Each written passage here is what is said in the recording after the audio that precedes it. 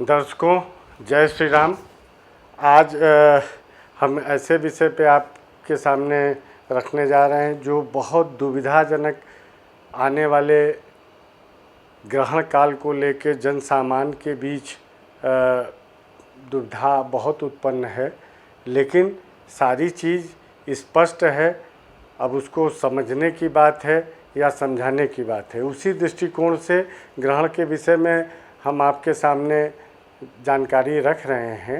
ये ग्रहण आगामी ज्येष्ठ मास के अमावस्या और अंग्रेजी तारीख के अनुसार 10 जून को सूर्य ग्रहण का पंचांग में बताया गया है, लेकिन उसके संग ये भी बताया गया है कि ये ग्रहण हमारे भारत भूमि से नहीं देखा जाएगा, मतलब नहीं दिखाई पड़ेगा।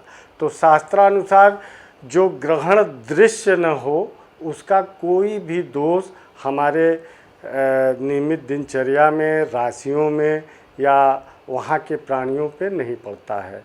ये इस कारण से जो क्रियाकलाप अन्य दिनों में, सामान्य दिनों में चलती रही, पूजा पाठ, मंदिर, देव आराधना और खाने पीने की जो व्यवस्था है वो यथावत रहेगी, क्योंकि इसका प्रभाव हमारे विदेश में इसका प्रभाव देखने को मिल रहा है। जो उत्तरी अमेरिका हुआ, चीन हुआ, नॉर्वे हुआ और यूरोप के कुछ शहरों में इसका प्रभाव रहेगा। तो इस जानकारी के संग हम अपनी बात यहीं पे ख़त्म करते हैं। और दूसरा और दुविधाजनक एक प्रसंग है माँ वट सावित्री के व्रत के संदर्भ में।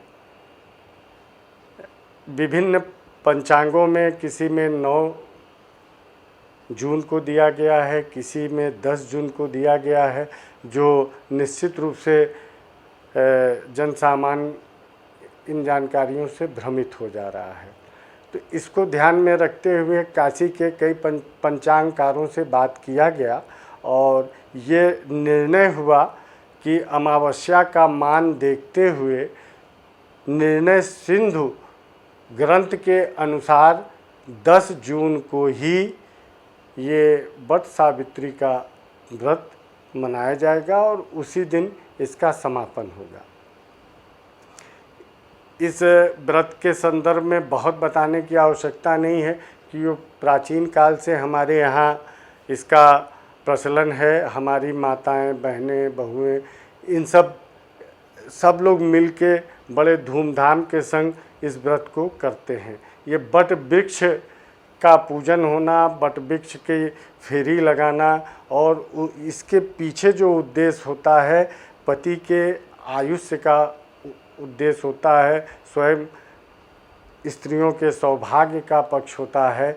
लेकिन इसके अलावा इसमें पुत्र पौत्रादि सुख के लिए भी इस व्रत की पूरी उपयोगिता है। तो आप लोग 10 जून को इस व्रत को मनाएं और उत्साहपूर्वक मनाएं। इसी के संग हम अपनी बात समाप्त करते हैं। जय विश्वनाथ।